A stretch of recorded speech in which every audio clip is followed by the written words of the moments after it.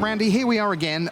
It turns out that preview and review, there's only one letter difference, but they're very, very different in terms of what you have to get up to. Preview, be a prognosticator, take a guess, talk in quiet corners with pros in advance of the event. Review, well, then it's almost too much information. We give you 400 decks from yesterday, we give you 250 decks from today. Well, luckily it wasn't given to me. Right. I want to give major props to Toby Henke and Mark Calderero, right, who cataloged all the deck lists, crunched all the numbers. If you like numbers, if you really want to get that sort of analytical view on what's going on in Standard, we've got numbers for you. Yeah, it's Buehler metrics at its finest coming right up. So, what was the expectation coming in? Yeah, I think coming in, everyone knew Bant Company was doing well at the Star City events. Mono White Humans was doing well at the Star City events. I think there were a couple people who were a little afraid. What if it's just going to be those decks kind of running into each other all day? Luckily, that is not what we've seen. Not even a little bit. Well, maybe a little bit. But that's not the answer. That's not the story. All right, so why don't we see what the whole Pro Tour field, that's every RPTQ, every Mitgo PTQ winner, every Platinum Pro, this is the metagame breakdown from day number 1. And if we take a look, you will find that Bant Company was indeed the most played deck by a goodly margin, more than double the next place. Yeah, this is a pretty, a breakdown into every different distinct archetype. So you see Humans is actually 2 of the top 4. Mono White Humans did show up in big numbers.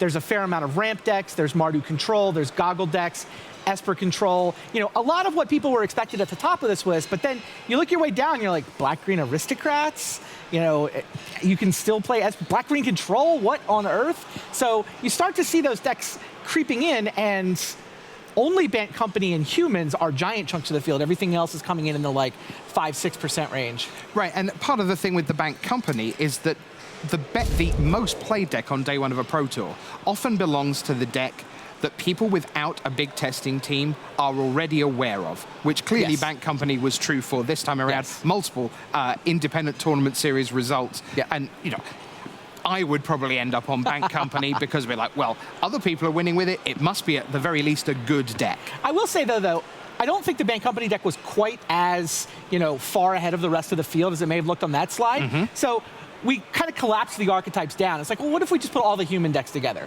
What if we just put all the ramp decks together and kind of look at, okay, white-blue humans is not really all that different from mono-white humans or green-white humans, so that's the next hash we want to have, it really just looking at the day 1 field.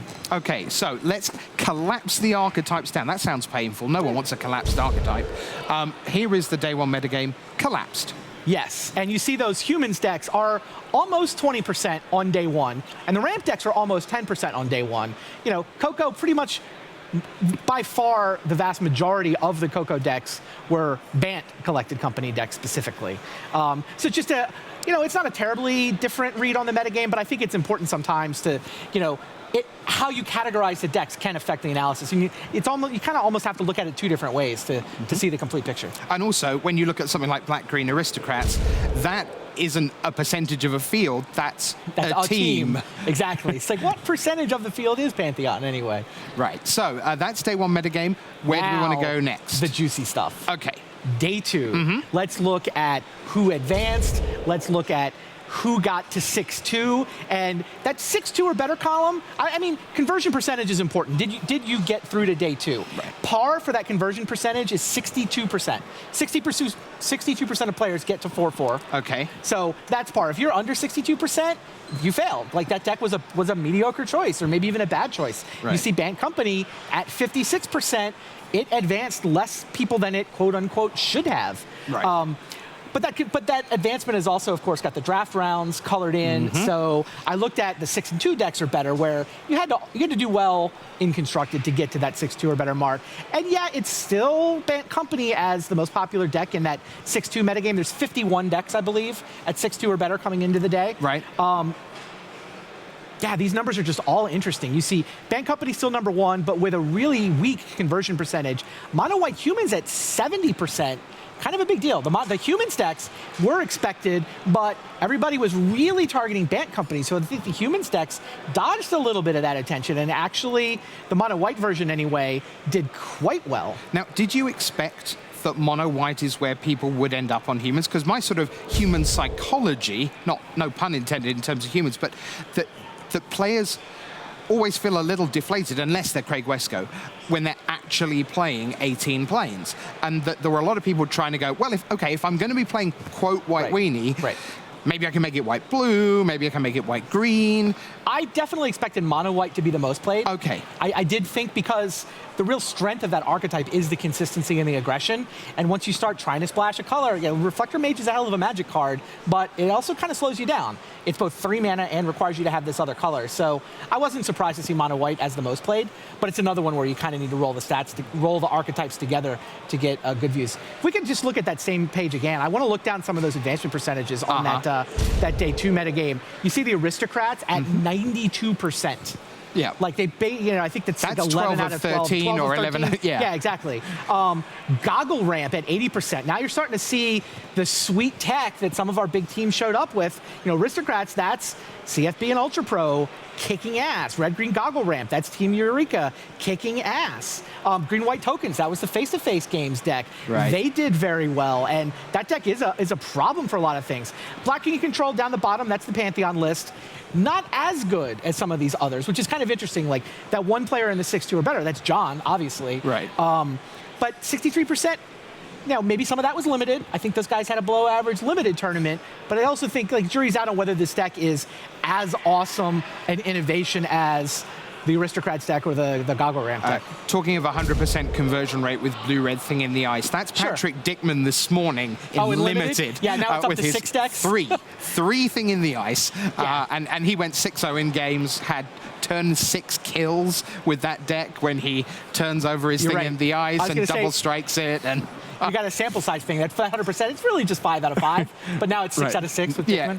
If we let him play, I think he'd probably bring his Limited deck into Standard reasonably happily. All right, so what about if we collapse those again? Right. Let's sort of conflate some of those figures so it's not quite so granular for you. Let's see our collapsed archetypes here on day 2. And interestingly, all the humans decks rolled together is a bigger piece of the 6-2 metagame than Coco decks.